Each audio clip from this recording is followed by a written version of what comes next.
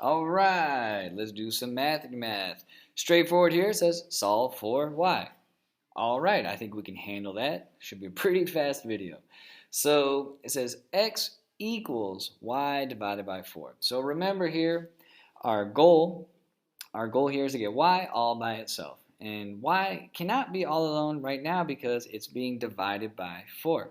So what we want to do here is just do the opposite of that. So if y is being divided by 4 and we need that to stop, well then we can just multiply both sides by 4. And I'm going to write this as a fraction so we can really see what's happening. So I multiply this side by 4, so I'll multiply this side by 4. Okie dokie. And now when we look at this, if you actually did this math, you would get 4x equals 4y, because y times 4 is 4y, over 4 times 1, which is 4. And then 4 divided by 4, that cancels because 4 divided by 4 is 1. And if you wrote 1 as a fraction, that's 1 over 1. And so it just pretty much goes away. So that's gone. Bye. And now you have 4x equals y. Or you could also say y is 4x. Voila.